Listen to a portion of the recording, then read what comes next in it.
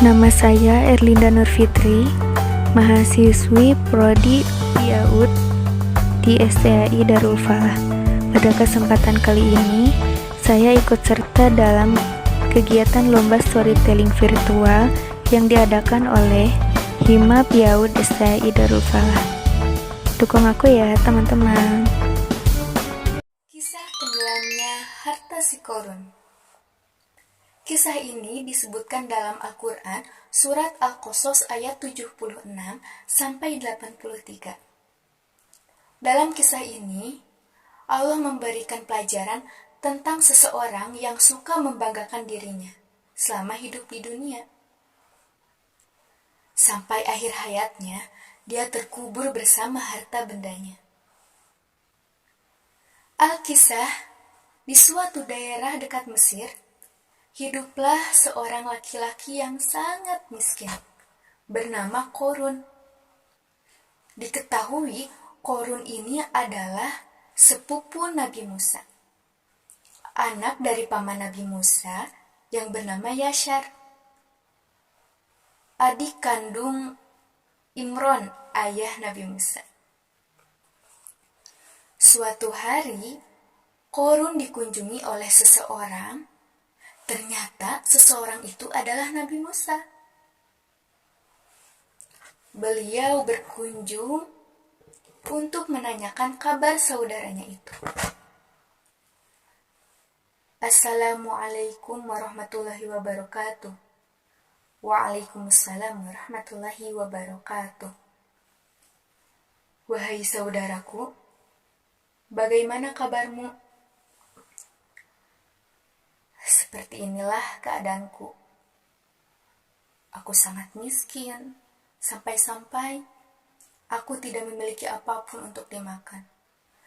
Maukah kau berdoa kepada Allah Subhanahu wa Ta'ala agar memberikanku kecukupan harta supaya aku bisa bertahan hidup? Mendengar hal tersebut, Nabi Musa pun sangat iba. Beliau berdoa kepada Allah Subhanahu wa Ta'ala agar saudaranya Korun diberi kecukupan harta, dan permintaan itu pun dikabulkan oleh Allah Subhanahu wa Ta'ala. Demi hari, kekayaan Korun pun semakin berlimpah karena ia menguasai ilmu jual beli perhiasan. Namun sayangnya, semenjak ia menjadi orang kaya, dia berubah menjadi orang yang sangat sombong dan ria, atau suka pamer. Suatu hari, Nabi Musa mengutus 2 orang untuk meminta sedekah kepada Korun, agar diberikan kepada orang yang membutuhkan. Wahai Korun, kami diperintahkan oleh Nabi Musa agar kau menyedekahkan sedikit hartamu untuk kepentingan amal. Enak saja, semua harta ini aku kumpulkan dengan susah payah, dan kalian memintanya dengan sangat mudah. Sombong sekali kau, Korun. Kami hanya meminta sedikit saja agar diberikan kepada orang yang membutuhkan. Lagi pula, kekayaanmu itu tidak akan bertambah tanpa seizin Allah. Berani sekali kau bicara seperti itu. Pergilah dan jangan datang lagi kemari. Kemudian 2 utusan Nabi Musa meninggalkan rumah Korun dan melaporkannya kepada Nabi Musa.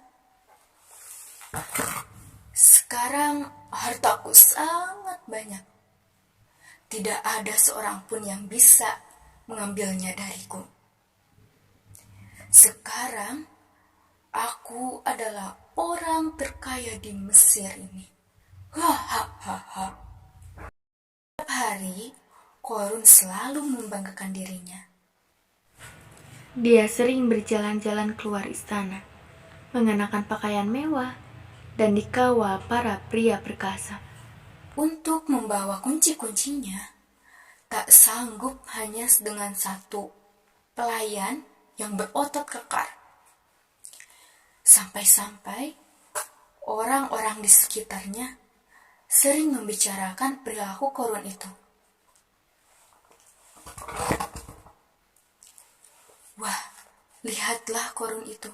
Sekarang dia menjadi orang yang sangat kaya. Jubah yang dikenakannya pun berlapiskan emas yang sangat berkilau. Benar, saudara.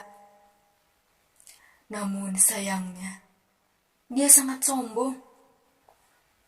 Dia lupa bahwa kekayaannya itu milik Allah dan akan kembali lagi kepada Allah. Di kemudian hari, Nabi Musa mendatangi Korun di sebuah pasar tempat dia berjual beli emas. Wahai Musa, apa yang membuatmu jauh-jauh menemuiku? Kalau kau hanya ingin meminta emas-emasku, sebaiknya pulanglah. Aku tidak akan memberikanmu sepeser pun. Wahai Korun, ingatlah masa lalumu. Dulu kau begitu miskin, sampai Allah memberikanmu kekayaan.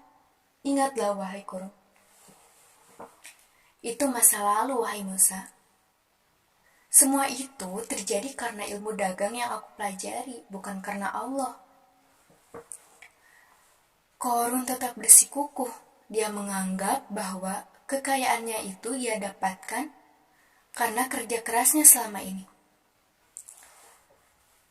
Sekarang, aku akan mengatakan kepada semua orang bahwa Musa mengambil harta-hartaku. Aku mengingatkanmu, wahai Korun.